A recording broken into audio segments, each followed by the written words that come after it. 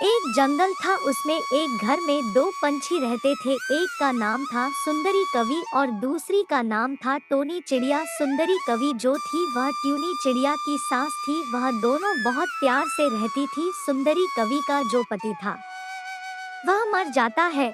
अब उनके घर में कमाने वाला कोई नहीं रहता है और बड़ी मुश्किल में खर्चा इनका चलता है। काफी गरीब होती है।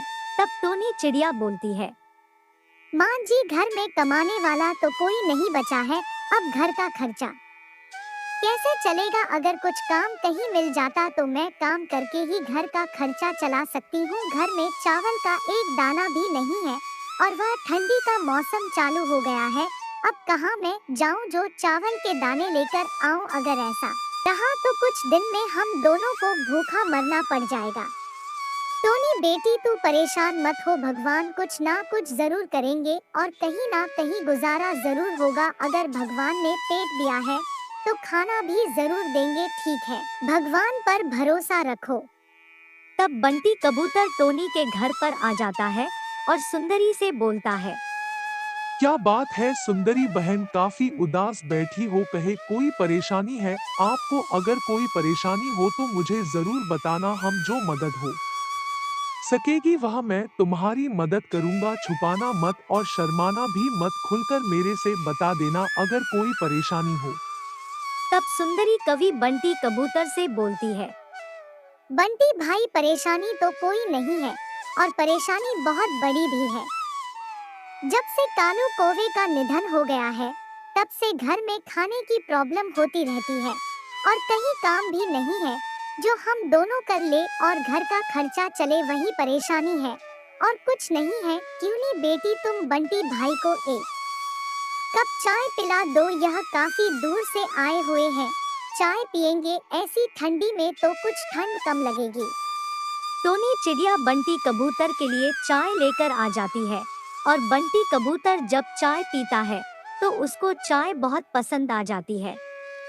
तब बंटी कबूतर टोनी चिड़िया और सुंदरी चिड़िया से बोलता है, बहन, तुम चाय इतनी अच्छी बनाती हो, तुम चाय की दुकान क्यों नहीं खोल लेती हो? चाय बेचा करो और तुम्हारा घर का खर्चा भी चलता रहेगा और कोई परेशानी भी नहीं होगी। अगर तुम दोनों चाय बेचना चालू कर दो तो मैं अपने जंगल में सबको बता दूंगा, तो आपके पास ही चाय सब पिएंगे और मेरे जंगल में तुम चाय बेचोगी तो आपकी बिक्री काफी होगी और मुनाफा भी अच्छा हो जाएगा। बंटी भाई, मेरे पास इतने पैसे नहीं हैं कि मैं चाय की दुकान खोल सकूं। जो पैसे थे वह पैसे घर के खर्चे में खत्म हो गए हैं। अब मेरे पास कोई पैसा नहीं बचा है। कोई बात नहीं, तुम हमारे पास से पैसे ले लो और बाद में मुझे दे देना और चलो चलकर दुकान खोलते हैं और चाय बेचना चालू करते हैं।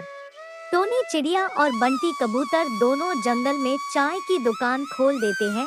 बंटी कबूतर पूरे जंगल में जाकर शोर कर देता है कि जंगल में चाय की दुकान खुल गई है। जिस पंछी को चाय पीनी है वह ट्यूनी चिड़िया की दुकान पर आकर चाय पी सकता है। धीरे धीरे समय बीत जाता है और काफी दिन हो जाते हैं। ट्यूनी चिड़िया की चाय की दुकान बहुत अच्छी तरीके से चलने लगती है। एक दिन की बात है, बुलबुल चिड़िया दुकान पर आ जाती है और ट्यूनी चिड़िया से बोलती है, टोनी बहन, सुना है कि जंगल में सबसे मशहूर चाय तुम्हारी है। सारे जंगल के पंछी बता रहे थे कि ट्यूनी की चाय सबसे अच्छी है। आज मुझे भी पिलाओ, कैसी चाय है तो मैं अपने घर भी मंगवा लिया करूँगा। एक दिन की बात है, टोनी चिड़िया जंगल में चाय देने के लिए निकल पड़ती है और बंटी कबूतर दुकान पर रहता है। जंगल में टुनटुनी चिड़िया को चाय पिलाने के लिए आ जाती है और टुनटुनी चिड़िया बोलती है, टूनी बहन, तुम्हारी चाय तो बहुत अच्छी है। ऐसा करो, हर रोज शाम सुबह चाय तुम ही मेरे घर दे जाया करो और मैं घर में बनाना बंद कर देती हूँ।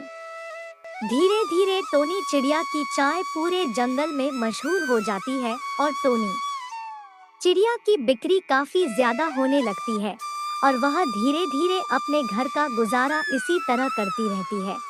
भैया, वीडियो पसंद आए लाइक सब्सक्राइब करना और कमेंट में बताना वीडियो कैसी लगी।